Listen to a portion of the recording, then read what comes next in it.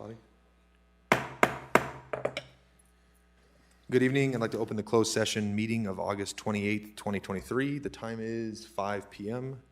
Madam City Clerk, will you please call roll? Councilmember Gardner, Here. Councilmember Thorpe, Here. Mayor Pro Tem Duncan, Here. Mayor Beaver. Here. Absent from tonight's meeting is Councilmember Venable. Thank you. Any public comment, speaker slips received for closed session, ma'am? No comments. Thank you. At this time, we will move into closed session. The time is still 5 p.m.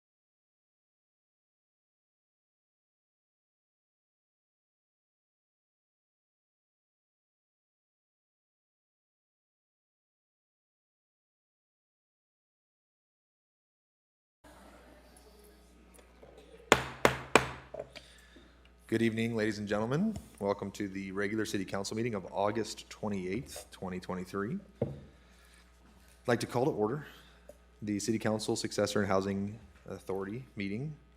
It is 6:01, and I would ask that Captain Walker please lead us in the Pledge of Allegiance. Please stand and join me in the pledge.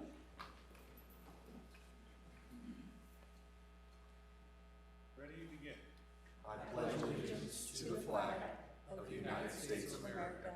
And to the republic for which it stands, one nation, under God, indivisible, with liberty and justice for all.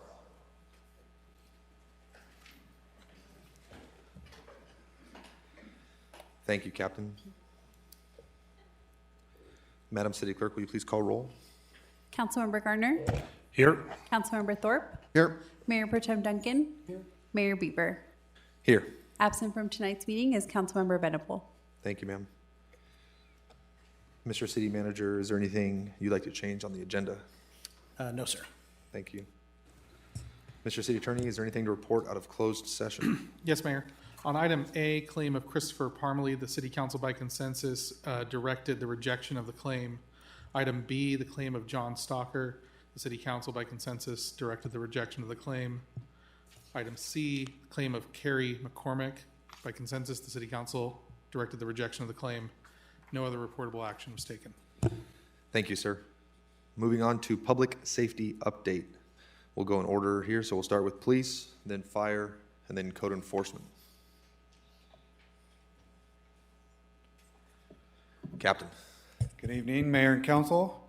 We were asked to start giving a monthly update for police statistics to keep the council aware of what's going on. So this will be a report for July of 2023. If you look at the document I provided, for July of 2023, we had 3,439 calls for service. That was a 134 call increase from June of 23, which was 3,305. During July, we had 54 Part 1 crimes reported, and if you remember the previous meeting when we presented the annual report, those Part 1 crimes are those serious crimes that are deemed by the UCR, so that's homicide, rape, robbery, aggravated assault, burglary, larceny, or theft, motor vehicle theft, and arson. And as you can see, for the month of July, we had 10 aggravated assaults, which was the same number as June. We had 22 burglaries, which was increased by 11 from June. So we had 11 in June, 22 in July. Our thefts went down by 23. So we had, yes, sir. Is there a slide for the public by chance on this one? There are. No? Okay. These Just making forms sure. these forms are in the back, on the back Oh, table. perfect. Thank you so much, sir. I just You're want to welcome. clarify that. Sorry to interrupt. Oh, that's okay. Larcenies or thefts went down by 23 June to July, so we had 36 in June and 13 in July. Motor vehicle thefts was 15 in June and 8 in July, so that's down 7. And then we had 1 arson for the month of July, and we didn't have any in June. For July, our Yucaipa deputies wrote 260 traffic citations. They investigated 36 traffic collisions. Again, just like in the annual report, this doesn't include late reported traffic accidents. It's just the ones that our deputies get called to and respond and investigate them as they happen. Overall, there was 95 arrests made for the city. 67 of those arrests were actually booked into one of our correctional facilities, and 28 of those were issued a citation and released in the field. Our most common arrests for the month of July were either narcotics related or some type of warrant arrest, so an outstanding warrant issued by the court, 13 domestic violence arrests, and 5 DUI arrests. In the box below, if you can see, there's again the 260 traffic citations. That was up 36 from the month of June. So we had 224 in June and 260 in July. And our traffic accident reports went down from 59 in June to 36 in July. So a drop of about 23 traffic collisions. So a good trend in that area. And that'll conclude my report. If you look at the bottom of the report, though, I just want to note that the response times were unavailable to be calculated. Again, we're still working our way through that network disruption. I feel like a broken record using that as an excuse, but I just don't have the data to pull to provide for the council tonight. Understood. Thank you, Captain. Sir? Any questions of Captain Walker? No? Thank you, sir. You're welcome. Chief Malinowski with Yucaipa Fire. Evening, Mayor and council members. All right. So this will also be for the fire report for July of 2023. There's handouts in the back. So we did see a calls for service increase 18% in July from June, but they were down about 5% when compared to July of last year. So busier than the month before. And we had 737 calls for service in the month of July, with a response time of 6:44 just for the month. And that was breakdown was 272 calls at Station 1, 196 calls at Station 2, and 269 calls at Station 3. Some of the significant incidents we had, Medic Engine 553 assisted Riverside with the Highland Fire and Banning. They were actually first on scene to that, since they were tied up with other fires in the area. I took a strike team down and ran a division on the Gavilan fire. We did have a fatality traffic collision on Live Oak, which you guys are apprised of. And then also a TC rollover with extrication on County Line on the westbound 10 freeway with critical injuries. Some of the special events we did was the 4th of July celebration standby. So there's more that goes into that than just standing by. We actually have to do the permitting, the actual display inspection, the pyrotechnician inspection, make sure all the reports go off and all that, and then the fire standby. So some training we did, we were able to get up on Bryant, do some hazard fuel reduction work by Freedom Fuels there in the city right-of-way to clean that out, improve drainage, and get some of the excess fuels out of there. Melissa Lee did go full-time as our administrative assistant July 1st, which is helping. She made that PowerPoint. And that helps me tremendously. I truly appreciate it. Also doing a training, so we have an intern from Victor Valley College currently at Station 553, and that's a big undertaking. That's 600 hours that preceptor has to volunteer to train that next paramedic that will try to go higher after they graduate. And then we're also transitioning, just for your awareness, we're transitioning CERT from the emergency services to the fire department. So we're in that transition phase right now, kind of getting everything lined up and some train the trainer stuff going, but we will take CERT as the administrative leave from here on out. Fire Safe Council, you guys met in July. That's still going on. Work with them, school safety committee meetings, commercial and business inspection mailers, some pre-inspection stuff we're working on. Community wildfire protection plan. I'll bring that more for next meeting. And yeah, we talked about the CERT. And that's kind of all I got for you. Quick crash course of the month. Thank you, Chief. Real quick, relative to citywide calls for service, where it breaks down the number of calls for stations 1, 2, and 3 respectively. Yep. If an engine gets dispatched from Station 2 to cover a Station 3 call, will that reflect in a Station 3 call? Or would that be a Station 2 stat? Station 2 call. Okay, so they get So the we stats. can break that down further into response areas. So we track everything internal. So we can see like the out of response area calls. Understood. Yep. Yeah, the reason I ask is historically, as I've been on the council, the reports have been that Station 3 is by far the busiest station. In this stat you've provided us here, Station 1 received slightly more calls. Wasn't sure if that was reflective of Station 1 dabbling into Station 3's area of responsibility. Big time, yeah. Okay. So there's a lot of time on task for Station 3. For whatever reason, in July, we got a lot of either BLS ambulances or critical care ALS calls. Understood. Where we were providing full continuum of care to the hospital. So it's not necessarily reflecting that. We can update that in the annual, but there's a lot of double-up calls and a lot more time on task for 553 just due to commitment on those calls. So their numbers aren't as high as they should be, but we'll expect that to go back up for this next month. So Understood. they're definitely quite a clip busier. Please extend our appreciation to your heroes out there. 6 minutes and 44 seconds is, I know it seems like a lifetime or eternity when somebody's out standing at the curb waiting to flag down the flashing red lights, but That is an impressive response time in my mind, and certainly we can always continue working to be better, but your efforts and the efforts of our Yucaipa Fire, CAL FIRE do not go unnoticed. Please pass on our most sincere appreciation for all their hard work, sir. Any other questions for Chief Malinowski? No? Thank you, Chief. Appreciate it. Thank you. Mr. Matlock, are you presenting for code enforcement, sir? That I am. So code enforcement, I do have the monthly activity report for code for the month of July. Kind of a key highlight for it is we did receive 191 new individual cases submitted. I do want to note, sometimes we do have cases where multiple reporting parties reach out to code enforcement, either through the phone number, reaching out directly to City Hall, over the county, or through our the My Yucaipa app, and we'll receive that through there. And then of those 181, only 8 of them were deemed as a not valid code case, but essentially we're looking at close to 200 cases in the month that has been initiated through reports.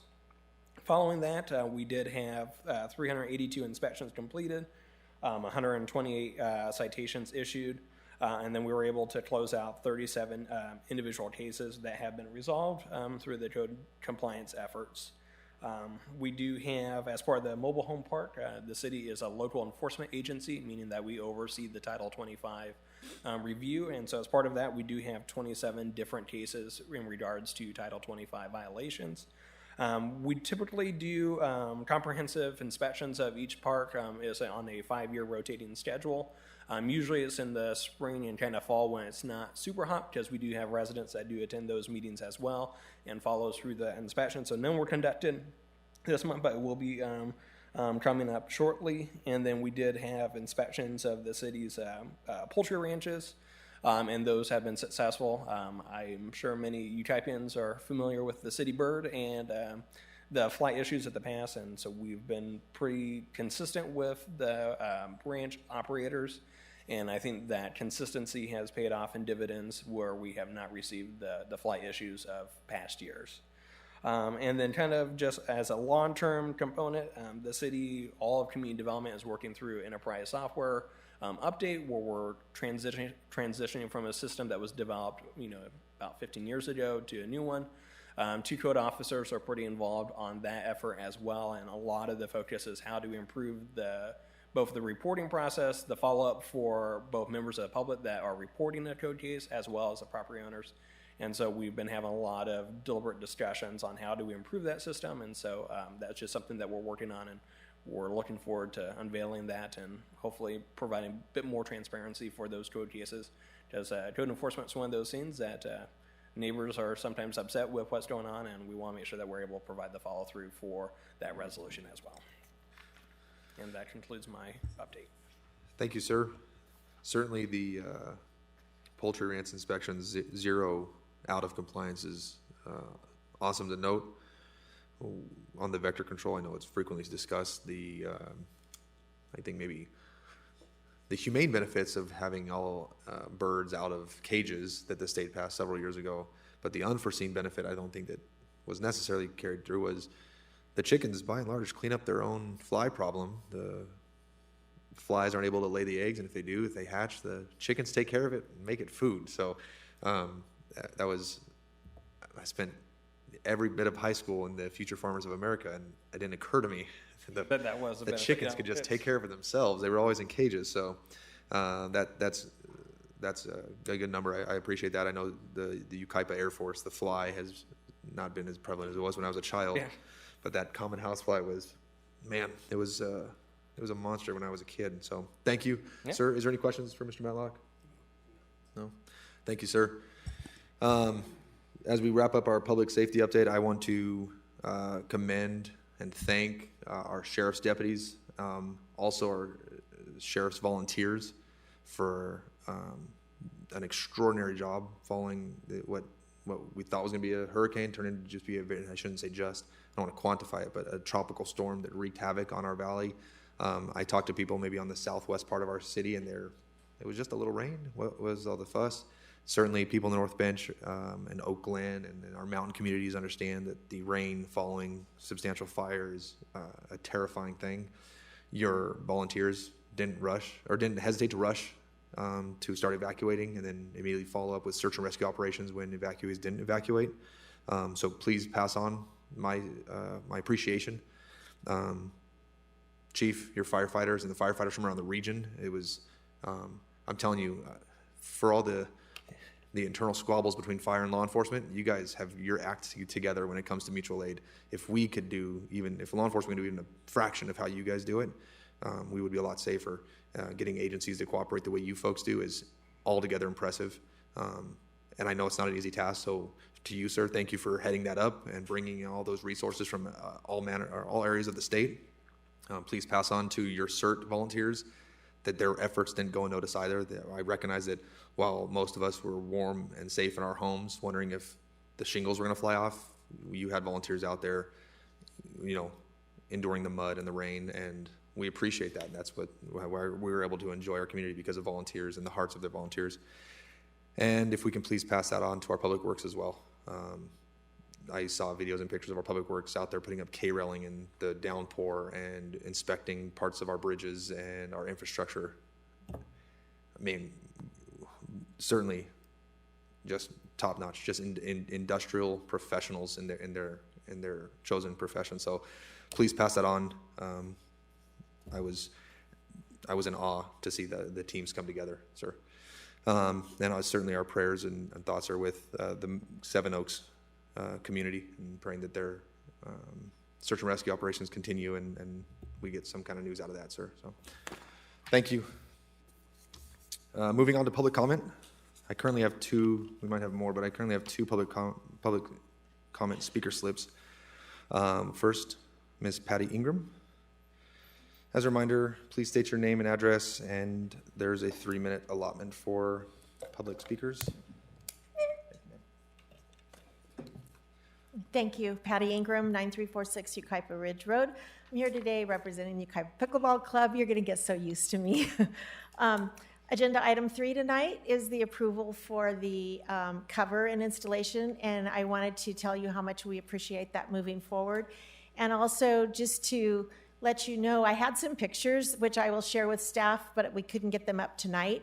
But on July 22nd, we had a club barbecue, which Councilmember Thorpe was able to attend, the city manager was able to attend, Mr. Duncan had tried to come and had a last-minute change, but we had over 150 people there, represented there. That was about half of our membership, and I think the council member and city manager were able to see what a large supportive organization we have. And to follow up with that, on August 22nd, right after the storm, you probably knew, but the channel right behind the old theater plugged up, and it put debris and mud all over the courts, the basketball and pickleball courts that were there. And after speaking with the city, we knew that it would be several days, if not weeks, before they could get crews in there to clean up that debris, because obviously the transportation corridors were a much higher priority.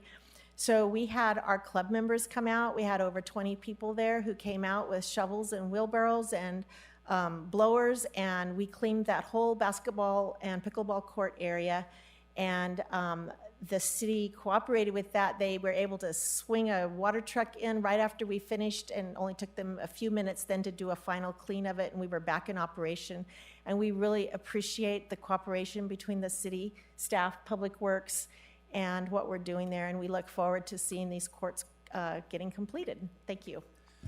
Thank you, ma'am. Dr. Hanson Wong, followed by Mr. Joel McCabe.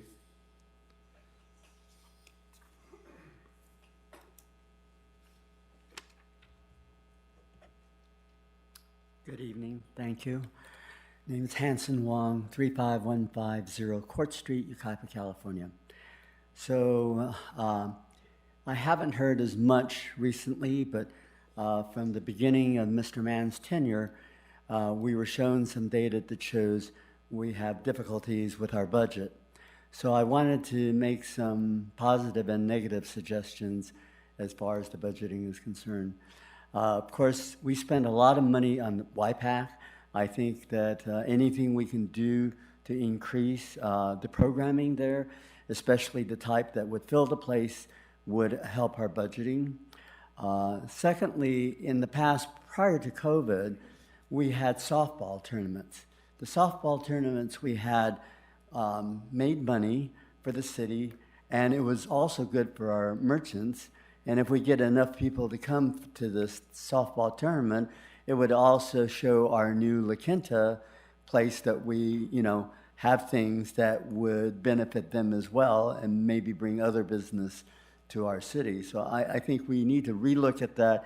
It was before Mr. Mann's time, so if he has a chance to take a look at how it was done in the past to see what we could do to bring that back, I think that might be beneficial as far as our budgeting is concerned. Some of the things that we do this year probably ought to focus on things that are needed by our community. Potholes that might be dangerous to our community, if there's certain signs that need to be put up to control the traffic or whatever. I think the things that are necessary for the community, that are a service to the community, that we need to do. Any major purchases that the city is going to do that does not directly benefit or does not get us a return for our money in a short period of time, we need to really consider putting that off unless it's something that is of great benefit to our city and residents. One other thing, there is a lawsuit because of the recall, and our city clerk wants to make sure that things are beneficial to having the right information for the people in our community. And so she made a certain point and utilized the new law that came out from the state. But I think that the recall has expired. I think she's made her point. I think continuation of the lawsuit would cost the city money, taxpayers indirectly, and also put a hardship on those who signed the petition that can't afford it. Thank you. Thank you, sir.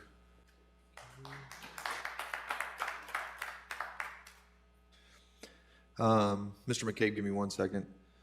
To our IT and to maybe our PIO, I'm getting information from the public that our feed is not working. Our live feed is either glitchy or it's not working correctly. If we can check in that, if there's something we can do, and we'll move forward, but that is something we can look into. I'm sorry. Mr. McCabe, I apologize. The time is yours. Joel McCabe, 35581 Fur Avenue, District 1.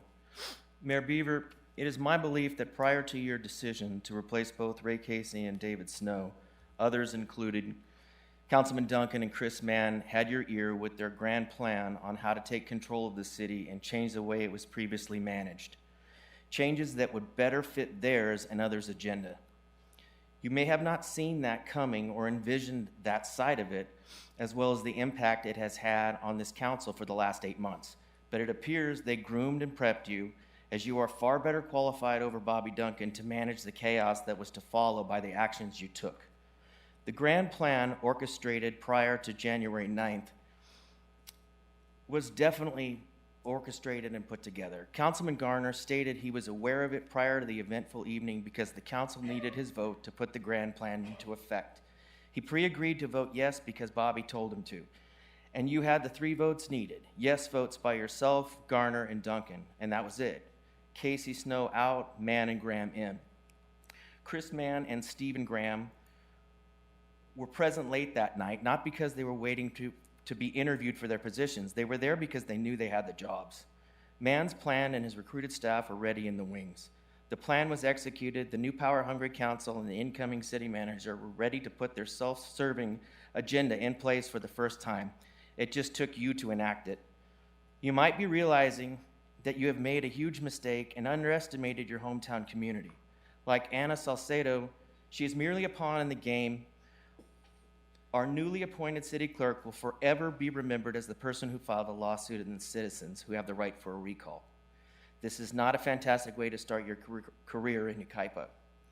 Mayor Beaver, I've listened to the things that you say. You state you love your hometown. I believe that, as I do. You still have a chance to do the right thing. I am asking you in front of the city of Yucaipa take responsibility for your actions as part of the grand plan of January 9th. I speak these words because I feel there is no transparency and we haven't got the answers that we've been asking for the last 8 months. Those are my beliefs. Thank you. Thank you, sir. Ms. Denise Work.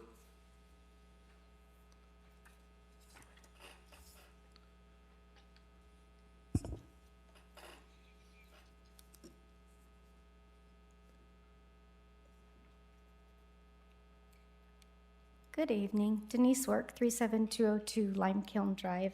First of all, I'd like to thank you, Mayor, for the professional way in which you handled yourself last week and the messages that were out on social media. Good job. Thank you, ma'am. Appreciated that. Now I want to show you a picture. This is from August 13th of 2020. If you don't recognize this guy, he's your attorney, Mr. Hertz. This was an article in August 13th, 2020 regarding the attorney that Ms. Salcido hired to sue the recall proponents. Leaders of an Oceanside citizen group were hit by a SLAPP lawsuit by none other than Bradley Hertz of the Sutton Law Firm. The same Mr. Hertz that represents Ms. Salcido in the city of Yucaipa. Mr. Hertz filed a similar suit against citizens of Redondo Beach. These are perfect examples of what legal experts are calling ethically challenged actions. Attorneys like Mr. Hertz, according to legal experts, demonstrate a gross lack of concern over the ethics of filing frivolous lawsuits. I would like to know who told Ms. Salcido to hire Mr. Hertz. As of August 16th, the case against the citizens is moot. Last Thursday, the judge admonished Mr. Hertz for wasting the court's time on a case that is moot. Mr. Hertz told the judge that Ms. Salcido would not dismiss the case in spite of it being moot and that she wants her day in court, which is now set for March of 2024. Whose interests are being served by continuing this sham suit? Except Mr. Hertz, who is racking up bills that City Hall is paying, and non-legal effects of a SLAPP suit, which are running up legal costs to defendants who will most likely succeed legally, because they always do, but lose, having spent large amounts of time and money. Gentlemen, I'm bringing this information forward to ask you, what kind of people did you bring into City Hall? How is it that the city clerk, the attorney, and city manager knew just who to call? The most notoriously unethical SLAPP attorney in Southern California. Who knew just what slimy rock to look under? I am asking that you, as Mr. McCabe said, just admit your error, stop wasting taxpayers' money on the strategic lawsuit, which is what SLAPP stands for, strategic lawsuit against public participation. And it is clearly an attempt to do away with the First Amendment. So, Thank you, ma'am. thank you.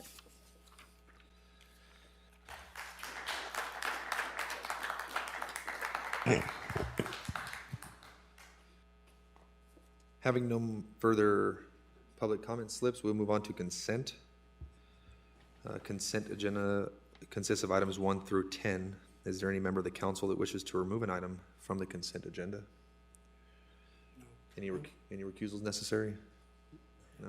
I move approval of the consent agenda. Motion by, I'll second. so we have a motion by Mayor Pro Tem Duncan, whose microphone isn't working. Do you want to maybe move for the time being? I'll second it. And a second by Councilman Garner. Any further discussion? All those in favor? Aye. Aye. Any opposed? Hearing none, the motion carries 4-0. It's working now. All right, moving on to mayor and council member business reports.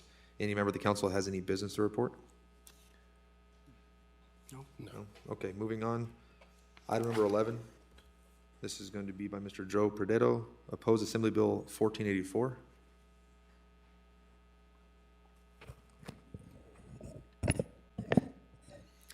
Mayor and Honorable City Council, Joe Perdetto, your Director of Government Affairs. Before you is a recommendation to oppose AB 1484. Local governments throughout the state of California rely on temporary employees, including the city of Yucaipa, some more so than others. The city of Oakland has a workforce of up to 40% of their employees as temporary employees, which has caused some concern from labor groups. So they've pushed this bill forward as an attempt to what they would rectify the situation according to their point of view. If passed, 1484 would require local public employers to include temporary employees in the same bargaining unit as permanent employees. What that would do is add complexity to any jurisdiction, including the city of Yucaipa's HR, employee administration, potentially open the city to labor disputes and complaints to PERB, and give temporary employees potentially more rights than some permanent employees, because after 30 days under this bill, temporary employees would be able to use any grievance procedure prescribed under an MOU, whereas employees under probation, which often lasts 6 to 12 months, would not have the same ability.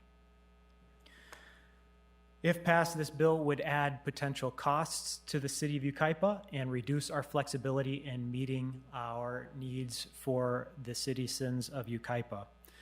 Many of the needs for which we utilize temporary employees are truly temporary. That could be a lifeguard during summer programs and after-school programs that don't run the span of an entire year. Our Community Services Department utilizes temporary employees to a great degree, and if passed, this has the capacity to hurt our operations.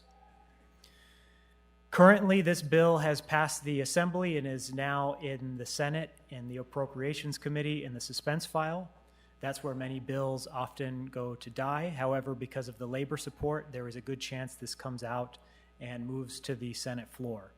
The League of California Cities is encouraging all of its members to take action before the end of this month to register opposition.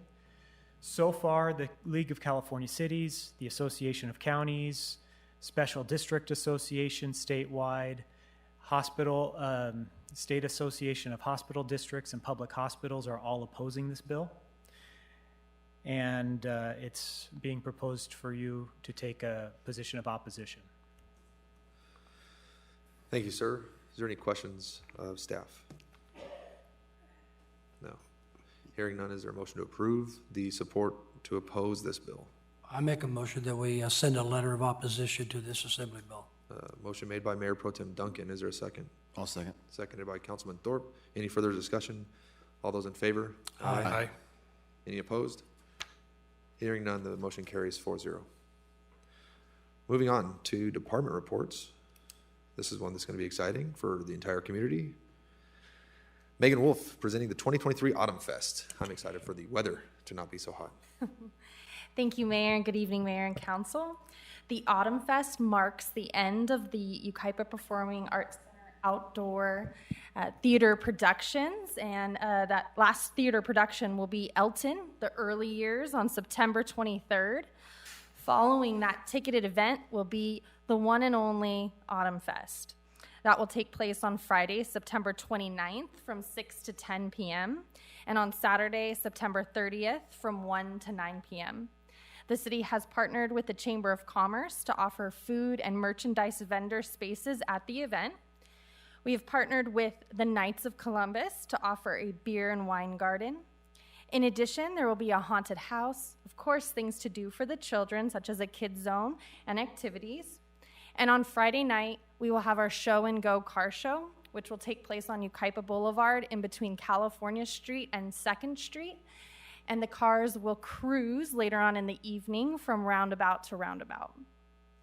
The location is similar to previous years, and on Saturday, the space in between Yucaipa Boulevard and California Street and 2nd Street will be shortened to California Street and 1st Street, and we'll have a touch-a-truck event. Again, another addition for those children that want to attend Autumn Fest.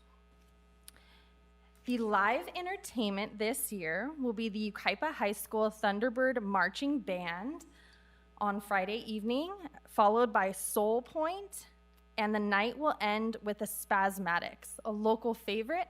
They're an 80s entertainment band that plays all the great hits from the 80s. We all know that was the greatest time era. Yeah. On Saturday, the entertainment will feature Yucaipa Dance, Green Today, not to be confused with Green Day, but a tribute band to Green Day, and Just Like Pink, a tribute Pink band. The adopted budget includes $25,000 of revenues and $50,000 of expenditures. Staff is requesting an additional $5,000 to be added to the budget due to an increase in infrastructure costs such as restrooms, power, and lighting. The adjustment would bring the net cost of the event to $30,000. And I would like to note that one change that we have made this year is that the car show will be, we will be selling tickets for it, so it's $5 per car to enter. In previous years, it was free, but this is a way that we're trying to help recoup costs of the event. This concludes my report, and I do ask that council approve the items as listed in your report this evening, and I can answer any questions that you may have at this time. Thank you, Megan. Good report. Any questions of staff?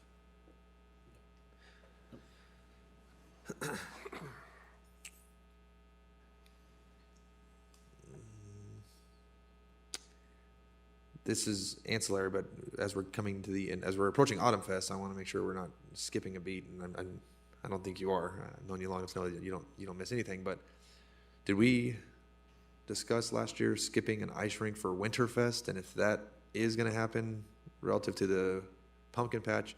And you mentioned infrastructure. The reason I'm asking this, and it's not really related to this necessarily, but has Edison completed their upgrades of our power for future so we don't have the generator issues? I'm just, again, nothing here indicates we need an exorbitant amount of power to fund it or to power an ice rink, but as we move forward, I want to make sure we're not skipping a beat. If we're approving Autumn Fest, I know Winterfest is going to be on its heels at some point. Yes, Winterfest will be at the council and will be presented to the council at a future meeting. As for the ice rink, we do have a private sector business in town that will be having an ice rink this year, and so the council did approve to not have an ice rink in the uptown. Yep. But we will have our wonderful Winterfest event that'll bring everybody up there to enjoy the holiday. Perfect. Thank you for indulging my curiosity on that matter. Is there a motion to approve Autumn Fest? I'll move. Move. Go ahead. Go, Bob. Go ahead. I'll move. Motion by Councilman Thorpe, I'll second. seconded by Mayor Pro Tem Duncan. Any further discussion? All those in favor? Aye. Any opposed? Hearing none, the motion carries 4-0. Thank you, Megan. Moving on to item number 13, Mr. Ryan Miller, purchase and sell agreement. Honorable Mayor and Council, hello. Before you today, we have a familiar project that you're seeing here on Oak Glen Road. We're here for one item tonight on this project. On January 23rd, you approved a conditional use permit in addition to a development agreement to develop exactly what you see up here, which is a 9,000 square foot C-store, a fueling station, then a car wash with some vacuums, phase one of the project. Phase two is the actual hotel that'll have 66 rooms in it and a rooftop restaurant, which is going to be wonderful.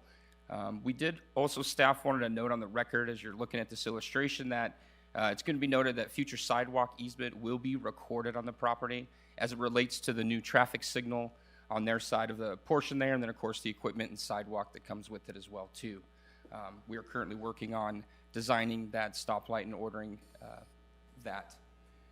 What you're seeing here is the excess right-of-way. The item before you tonight is about the purchase and sale agreements that is addressed in the development agreement for the city right-of-way.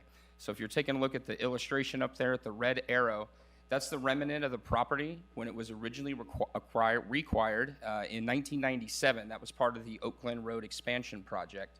So if you can see where the red arrow is pointing there, it's not much of a use to the city and council. On March 27th this year with resolution 2023-08 approved the right-of-way vacation. And so the next step that's in front of you tonight with this development project is to complete the actual purchase and sale of that to move forward with the next step as well. I do have it illustrated here as the exhibit that's attached to the purchase and sale agreement. And the total revenue for the selling of this property is going to be $198,298.62. And just like a good city, we always pay our bills, and the funds will be put back into the fund that originally acquired the property. In this case, it's the Traffic Safety Development Impact Fee Fund. So the proceeds will be going back there to support the original acquisition of that project through council. So the recommendation before you tonight is to approve the purchase sale agreement, and then also to approve the city manager or his designee to follow through with the purchase and sale agreement, escrow, and such. The developer is here tonight, SG Opal. You might know him in town as Alex Patel. He's the owner of Freedom Gas Station as well. Alex, are you here? If you don't mind coming on down, I'm going to embarrass you. Appreciate it. Alex and his family not only live in town, there are other family members that are going to move to town. They have ambitions to build more projects and support our community. I wanted to put him on record and get a smiling face. But even more important than that, considering all the work that our emergency services have been putting in these last couple of weeks, Alex took note of that. When he's sitting at the Freedom gas station and serving the public, he hears the sirens going by the shop all the time. So Mr. Alex took it upon himself, as you see the screen here, to deliver to our police department and also to our fire department a total of 50 cases of Gatorade in different flavors there too, so nobody complained when we dropped them off about what flavors were there, so that's always a good thing. Appreciate that. And usually the picture would look a lot better with you and the firefighters, but Alex sat out there for about 15 minutes and saw how busy our department is, because once the fire truck came in to drop off the Gatorade, they got a call and had to leave, so I had to fill in and take a cool picture with them, so hopefully that's appropriate. Alex, it's not a custom. If you'd like to, you're more than welcome to. You're not obligated. If you'd like to talk to council, introduce yourself, be great. Good evening, guys. I think last time I came here, I was a little more nervous than this time, but thank you guys. I appreciate everything the firefighters and police department do for us, as well as the city too, so thank you. Thank you, sir. So that concludes our presentation. So gentlemen, before you are the action items, approving the purchase and sale agreement, authorizing city manager to execute the agreement. Staff's available for any questions if you have it. Thank you, sir. Questions of staff? No. Hearing none, is there a motion to approve? I will. Make a motion. Motion by Councilman Garner. I'll second. Second by Councilman Thorpe. Any further discussion? Oh, I'm sorry. Stop. Dr. Wong, I apologize, sir. I almost cut you off. We do have a public speaker before we.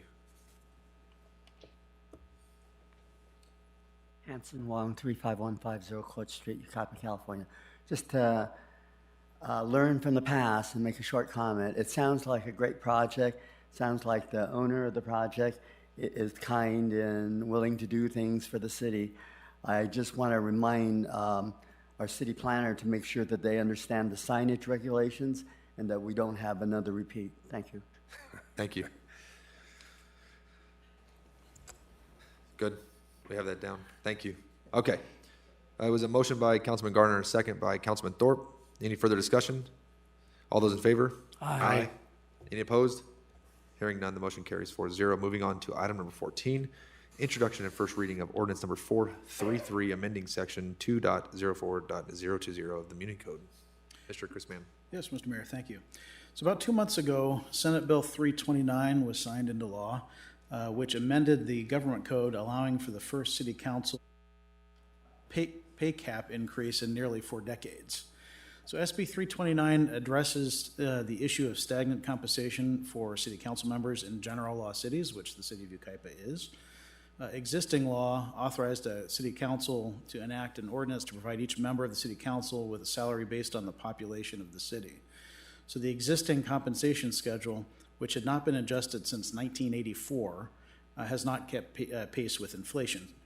SB 329 aimed to provide cities with the option to adjust council member compensation to account for inflation and to support enticing and bringing in new council members, because the increased compensation can help individuals from across different income levels receive sufficient income for their service. The ordinance in front of you, Ordinance 433, would set city council member compensation to $1,600 per month, as authorized by SB 329, effective when at least one member of the city council begins a new term following January 1st, 2024. To be clear what the numbers are, current council stipend is $650 a month. 433 would increase that to $1,600 a month. For all 5 council members for a full year, the budget impact would be $57,000 a year. However, it would have no impact on this current fiscal year, as this wouldn't go really into effect until next fiscal year. So with that, I'll turn it back to the council for discussion and any questions. Thank you, Mr. Mann. Given the trying financial times we find ourselves in, the budgetary constraints that the city finds themselves in, and the optics following the last 8 months, I will I don't think this is appropriate for us to approve it at this time. So that's my position. Start from right to left. Councilman Thorpe.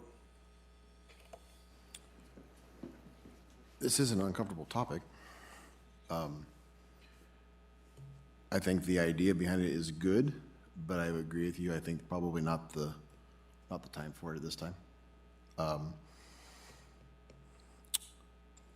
Just to be clear, this isn't anything that, to my knowledge, any of us asked to bring forward. I can't speak for you other gentlemen, but this was something that was put on here, so it's not something that I'm seeking.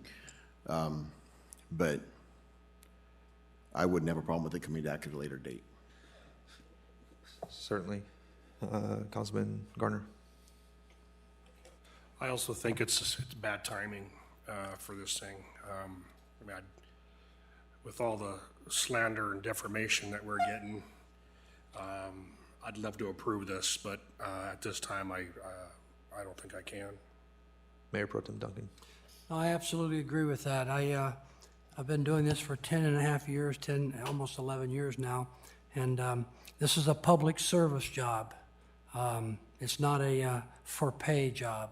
The previous city manager used to call me boss, and he made $290,000 a year, and I made $7,000 a year. I always thought that was ridiculous that he would call me the boss, but it just doesn't make any sense. But I agree. This is a public service job, and this would be good sometime down the road if it's necessary. But I don't approve it at all at this time. I do want to see.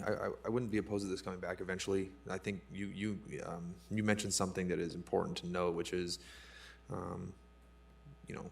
eventually we may find ourselves in the seat we were in when we were struggling to fill our mobile home rent control, where people are like, I'm not going to run for council for $600 a month. It's not worth it. Luckily, several people in this community have sought this out. And like the Mayor Pro Tem said, not for the money, not for the financial aspect of the job, but because it's felt like the right thing to do. And instead of talking about fixing our community, we wanted to be about fixing our community. Let me ask you this. We'll see if this happens. Is there a motion to approve? I think there would be. This matter will die, and if you maybe bring it back to us next year, or end of next year sometime, we can discuss potentially letting a new council be compensated in a different capacity. I want to make sure it's clear. Changes to council member compensation cannot go into effect until a new council person is voted in and takes their seat.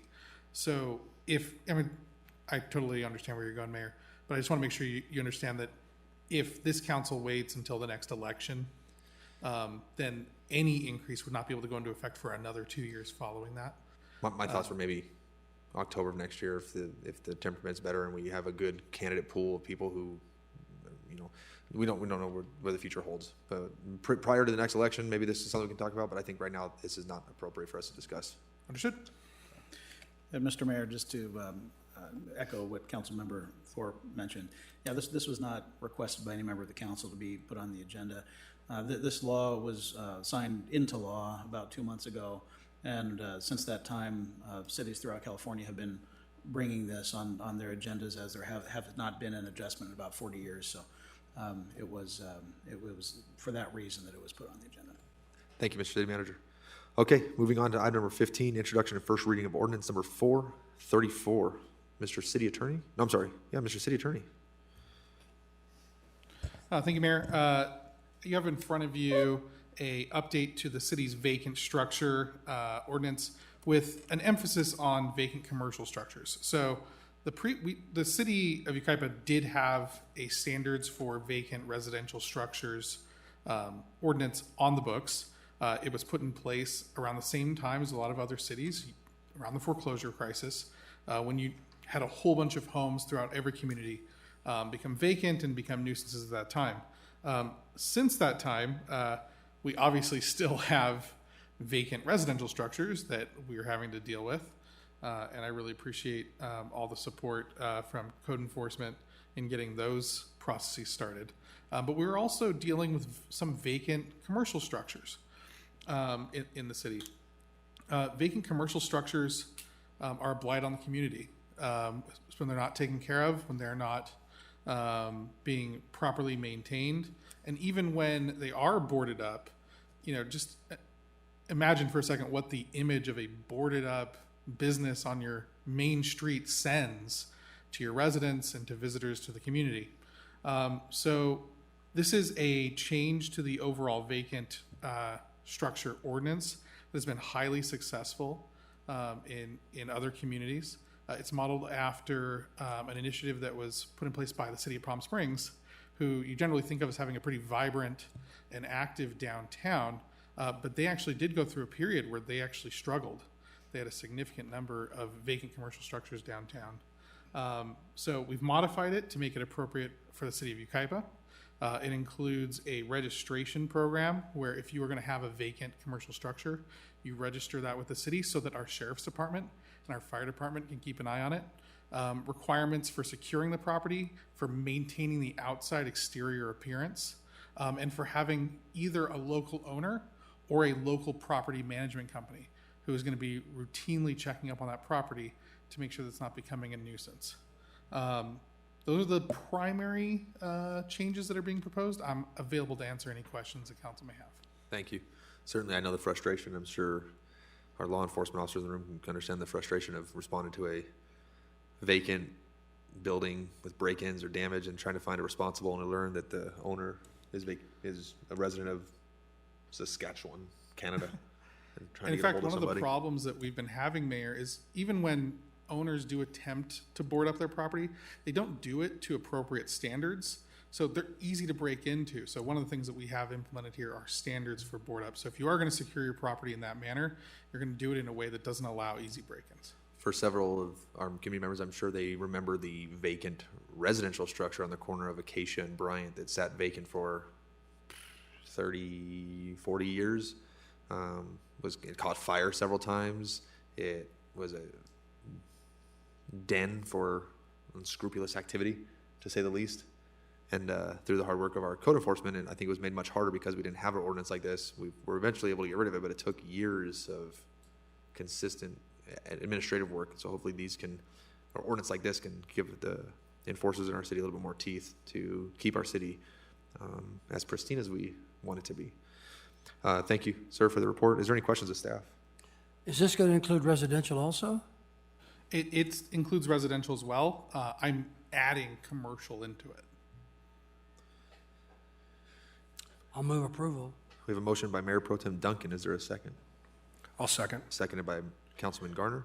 Any further discussion? All those in favor? Aye. Aye. Any opposed? Hearing none, the motion carries.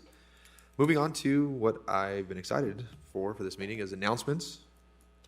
September 18th is the next time, before I'll see y'all again probably, well, maybe I'll see you again, but is when I will be marrying the love of my life. I'm excited to announce my wedding on that date, and the subsequent meeting I might not be at because I will be on my honeymoon. Not that I don't enjoy spending time with you folks, I really do, but something about spending my... Permission to clap?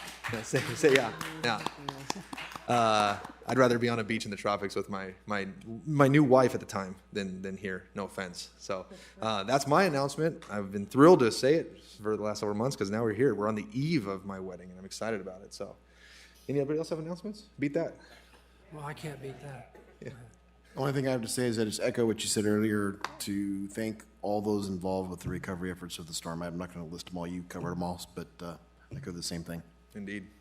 That's all I got. Outstanding. Okay. Well, then, Mr. Mayor, just one announcement. The next regularly scheduled meeting, which was scheduled for September 11th, just want to let the community know that we will be canceling that meeting, as we have two members of the council who will be unable to attend that meeting. So the next regularly scheduled meeting of the city council will be September the 25th. Also, just to announce that the October 9th meeting falls on Columbus Day, which is a city holiday now. So that meeting will not be taking place. And the next meeting in October will be October 23rd. there it is. And we will make sure that the websites reflect appropriately for anybody who needs to check that. Thank you for attending. Thank you for being part of our local democracy. And until next time, folks, adjourned.